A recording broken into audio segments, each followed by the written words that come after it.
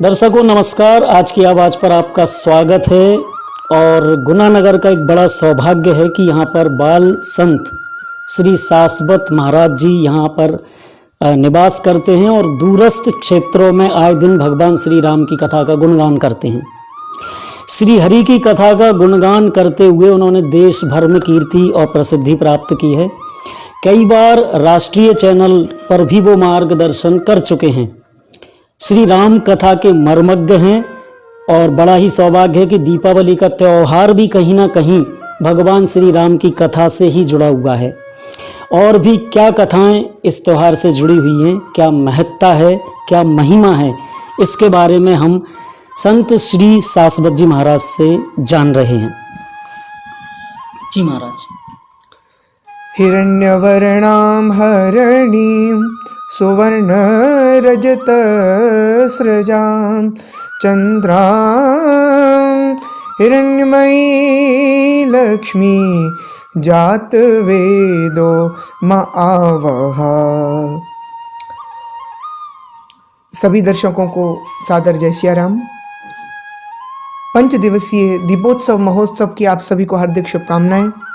और बहुत ही it's been a really great pleasure for all of us to talk about this auspicious talk। हम सभी लोग दीपावली के विषय में आज बहुत ही ज़्यादा आशान्वित हैं, उत्साहान्वित हैं, क्योंकि ये पर्व ही है बहुत उत्साह का।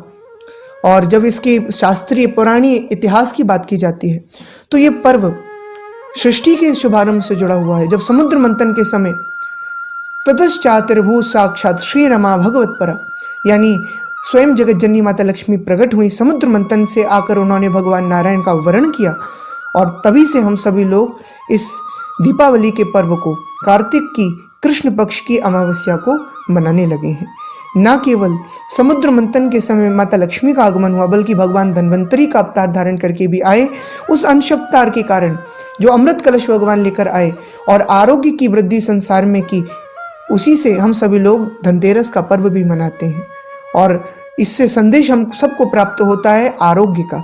यदि आरोग्य नहीं होगा तो हम सभी लोग, स्वस्थ शरीर नहीं होगा तो धन का क्या करेंगे। इसलिए ये उस समय से लेकर आगे बढ़ा है। और भगवान श्री राम आज से लगभग 9 लाख वर्ष पूर्व जब अपनी राजधानी को रावण का अंत कर असत्य पर सत्य की विजय, अधर्म पर धर्म की विजय को स्थापित कर कर लौटे, तब समस्त अयोध्यावासियों ने उनके आगमन की प्रसन्नता में अपने घर घर को इस कदर सजाया कि वो बैकुंठ बन गया हो मानो। तो फिर हम सभी लोग तभी से दीपावली का ये स्वरूप मनाते आ रहे हैं। और न केवल एक दिन बल्कि धन्वंतरी भगवान का धनतेरस दिन, नरक के रूप चतुर्दशी का दिन, जिसे काली चौदशी कहते हैं, दीपावली का सुंदर दिन। उसके बाद आप देखें हम सभी गोवर्धन पूजा मनाते हैं। भगवान श्री कृष्ण ने जब गोवर्धन पूजा किए, इंद्र का मान मर्दन किए और हम सबको प्रकृति से जोड़े, गौ माता की सेवा से जोड़े। और 5वां दिन भाई दूज का दिन, जब यमुना स्वयं अपने द्वारा प्रारंभ किए सुंदर पर्व, जिससे भाई बहन का सुंदर सम्मान और प्रेम भरा संदेश सारे संसार में व्याप्त हुआ। तो हम सभी लोग अवश्य ही इस दीपावली पर इस पौराणिक इतिहास को समझें और पूर्ण श्रद्धा और विश्वास के साथ हम सभी इस पर्व को मनावें। और जितना हो सके स्वदेशी अपना करके और अपने मूल से जुड़ करके हम सभी लोग परमानंद का अनुभव करें। दीपावली की महिमा को बहुत ही अच्छी तरह से बखान किया है महाराज ने। और अब हम आपसे जानना चाह रहे हैं, दीपावली में आजकल हम देख रहे हैं पिछले दिनों में कि बहुत कुछ आडंबर भी जुड़ चुका है। पहले स्वरूप केवल ये था कि हम व्यंजन बनाते थे और अगले दिन उन सारे लोगों तक पहुंचाते थे जिनके घर पे शायद वो व्यंजन ना बने हों। दीप उसमें मेन था। हमारे घर दीप जलाते थे और उन दीपों को पड़ोसी के आंगन में भी पहुंचाते थे ताकि वहाँ भी अंधेरा ना हो। तो आप क्या सोचते हैं, अब जो दीपावली का स्वरूप है वो ठीक है या नहीं है? किस तरह से दीपावली मनाना चाहिए? जी श्री राम। दीपावली का पर्व सौहार्द का पर्व है, सामंजस्य का पर्व है।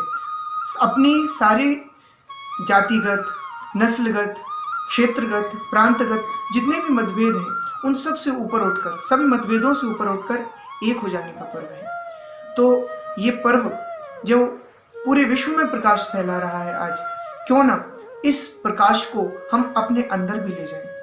और जैसा कि हम सभी जानते हैं कि विधि विधान तो इन 5 दिनों की वेला में हम सब निभाते हैं। जैसे अपने घर के अंदर, अपने घर के बाहर हम सभी 13 दीप रख सकते हैं त्रयोदशी के दिन, चतुर्दशी के दिन, दीपावली के दिन, आगे से आगे आप रख सकते हैं।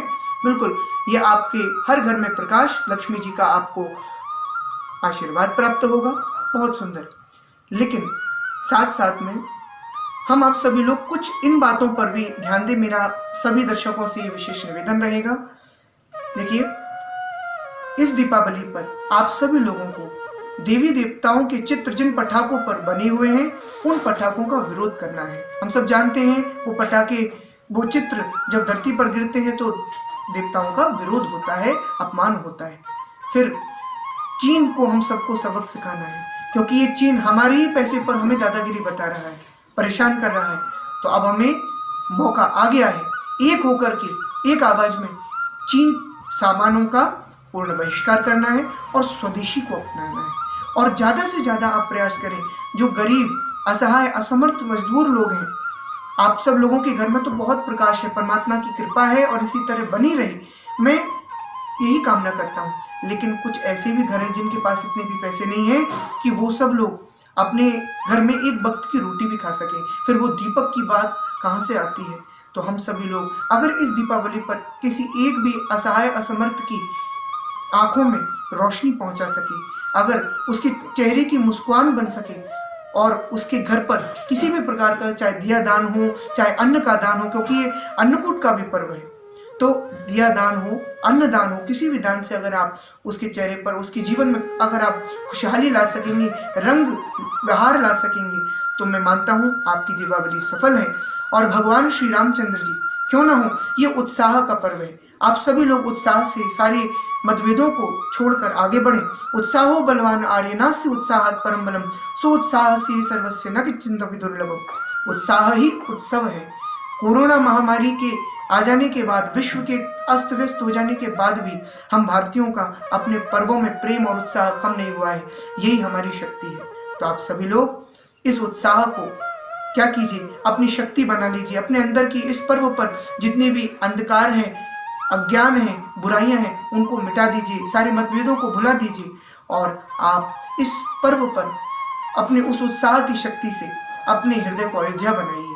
उस अयोध्या में रामलला को विराजमान कीजिए और अपने आत्मविश्वास से आप उनके प्रति श्रद्धा और प्रेम से वो दिए जलाइए, जिससे वो प्रसन्न होकर हमारे घरों में स्वयं श्री लक्ष्मी, सरस्वती और गणेश जी का आगमन करें। और इनके आगमन से हम सभी लोग सदा सुख, शांति, समृद्धि के साथ प्रसन्न रहें।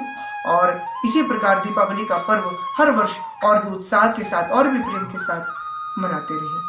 शुभम करोतु कल्याणम, आरोग्यम, धन संपदाम, शुद्ध बुद्धि विनाशाय, दीपक ज्योति नमोस्तुते। इसी प्रकार का मैं आप सभी के लिए सुंदर दीपावली पर्व की प्रार्थना, शुभकामनाएं। तो अभी दीपावली के त्यौहार पर बहुत ही सुंदर व्याख्या बाल संत श्री शाश्वत जी महाराज ने की है। निश्चित रूप से आपको हमारा ये वीडियो पसंद आएगा और बहुत जल्दी और भी नए वीडियो के संग हम फिर उपस्थित होंगे। आज की आवाज की तरफ से भी आप सभी को दीपावली की ढेर सारी शुभकामनाएं। दीजिए मुझे अनुमति। नमस्कार।